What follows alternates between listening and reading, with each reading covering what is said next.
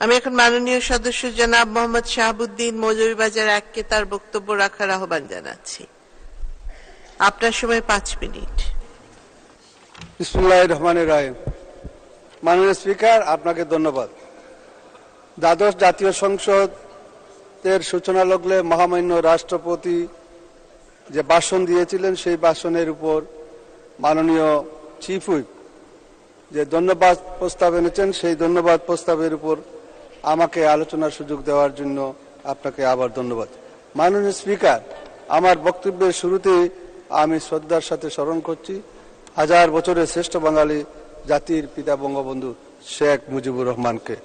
স্মরণ করছি 1975 সালে 15ই আগস্ট শাহাদাত বরণকারী বঙ্গমাতা শেখ ফজিলাতুন্নেছা মুজিব সহ পরিবারের সকল শহীদানদের। স্মরণ করছি স্বাধীনতার সংগ্রামে যে 30 লক্ষ শহীদান তাদের রক্ত দিয়ে শহীদ হয়েছেন, তাদেরকে স্মরণ করছি 2 লক্ষ মা বোন যাদের সম্ভ্রম দিয়ে আমাদেরকে স্বাধীনতা দিয়েছেন। স্মরণ করছি 1975 সালের 30 নভেম্বর জেলখানায় শাহাদাত বরণকারী জাতীয় 4 নেতাকে, ভাষা আন্দোলনে যারা শাহাদাত বরণ করেছেন, শহীদ হয়েছেন, তাদেরকে শ্রদ্ধার সাথে স্মরণ করছি।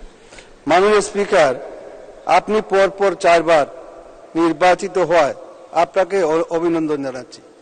আমরা গৌরবান্বিত, কারণ আমরা মৌলভীবাজারবাসী, বড়লেখাবাসী আপনার আত্মার আত্মীয় হিসাবে, আপনার নানার দেশ হিসাবে আমরাও গর্ববোধ করছি। মাননীয় প্রধানমন্ত্রী দেশরত্ন জননেত্রী শেখ হাসিনা ধারাবাহিকভাবে 4র্থ সহ 5মবারের মতো প্রধানমন্ত্রী নির্বাচিত হয়ে বিশ্বে এক বিস্ময় সৃষ্টি করেছেন এবং বাংলাদেশকে অনন্য মর্যাদায় অধিষ্ঠিত করেছেন।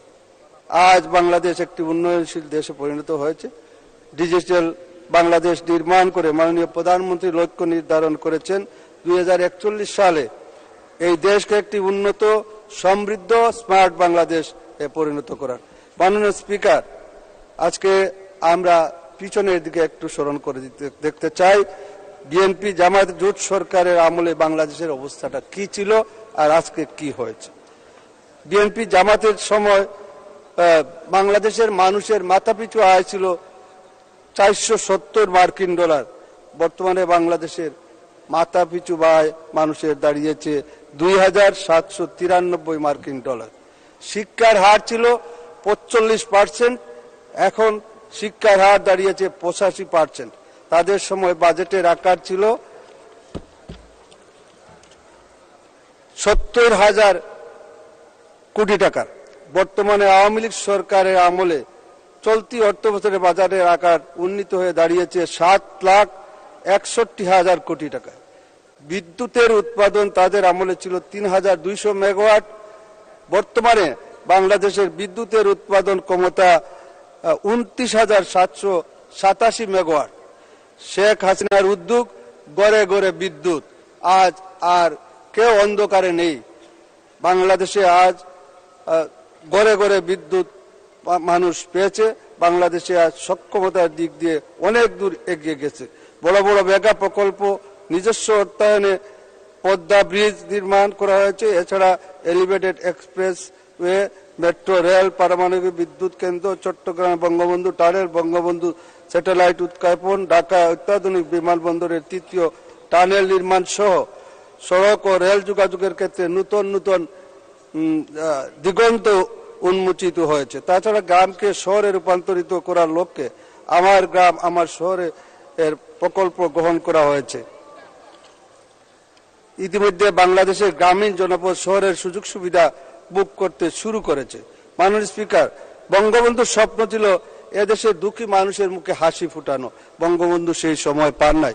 আজকে মাননীয় প্রধানমন্ত্রী জননেত্রী শেখ হাসিনা এদেশের দুঃখী মানুষের মুখে হাসি ফুটিয়েছেন। সামাজিক বেষ্টনীর আওতায় এদেশের সকল গরিব, দুঃখী, মেহনতি মানুষ, অসহায় মানুষকে ভাতা প্রদান করে এবং ভূমিহীন গৃহহীনদের ভূমি সহ পাকা ঘর নির্মাণ করে দিচ্ছেন। ফলে বঙ্গবন্ধুর সেই স্বপ্ন মাননীয় প্রধানমন্ত্রী আজ পূরণ করেছেন অক্ষরে অক্ষরে। আজ গ্রামের মানুষ উন্নত জীবন যাপন করছে। বিশেষ করে বঙ্গবন্ধুর ডাকে সাড়া দিয়ে জীবন বাজি রেখে বীর মুক্তিযোদ্ধা ভাইরা যুদ্ধ করে দেশটাকে স্বাধীন করে দিয়েছিল। সেই মুক্তিযোদ্ধাদেরকে আজকে 2 মিনিট। টাকা পর্যন্ত ভাতা প্রদান করছেন। মাননীয় স্পিকার, আমাকে একটু সময় বাড়িয়ে দিবেন। বাড়ানোর সুযোগ নেই মাননীয় সদস্য, 2 মিনিট। মাননীয় স্পিকার, দেশের সমৃদ্ধ করার লক্ষ্যে বিগত 15 বছর যাবৎ দেশকে যে উন্নয়ন সাধিত হয়েছে, তাতে দেশের দেশ উন্নয়নশীল থেকে উন্নত সমৃদ্ধ স্মার্ট বাংলাদেশ রূপান্তরিত কর্ম পরিকল্পনা মহামান্য রাষ্ট্রপতি তার ভাষণে উল্লেখ করেছেন। সেই জন্য মহামান্য রাষ্ট্রপতিকে আমি ধন্যবাদ জানাই। মাননীয় স্পিকার,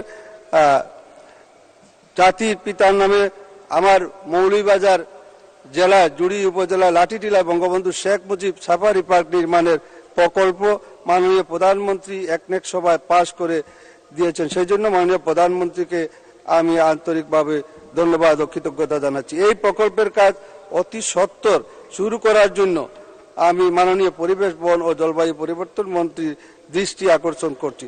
তাছাড়া এলওসির অর্থায়নে কুলাউড়া শাহবাজপুর রেল লাইন পুনর্বাসন কাজ চলমান রয়েছে। এই কাজটি দ্রুত সমাপ্ত করার জন্য মাননীয় রেল মন্ত্রীর মনোযোগ আকর্ষণ করছি। বাংলাদেশের অন্যতম জলপ্রপাত মাধবকুণ্ডে একটি কেবল কার নির্মাণের প্রকল্পের কাজটি বাস্তবায়নের জন্য মাননীয় পরিবেশ বন ও জলবায়ু পরিবর্তন মন্ত্রী মহোদয়ের মনোযোগ আকর্ষণ করছি। আমার এলাকায় হাকালুকি হাওর বাংলাদেশের মধ্যে এশিয়ার মধ্যে বৃহত্তম হাওর। সেই হাকালুকি হাওরের তীর সংরক্ষণ প্রকল্প জরুরি ভিত্তিতে বাস্তবায়নের জন্য মাননীয় পানি সম্পদ প্রতিমন্ত্রীর আমি মনোযোগ আকর্ষণ করছি। মৌলভীবাজার জেলায় একটি মেডিকেল কলেজ স্থাপন এবং একটি পাবলিক বিশ্ববিদ্যালয় স্থাপনের জন্য 1 মিনিট। মাননীয় প্রধানমন্ত্রীর সুদৃষ্টি আমি কামনা করছি। মাননীয় স্পিকার, আমাকে সময় দেওয়ার জন্য আপনাকে ধন্যবাদ। জয় বাংলা, জয় বঙ্গবন্ধু। ধন্যবাদ মাননীয় সদস্য।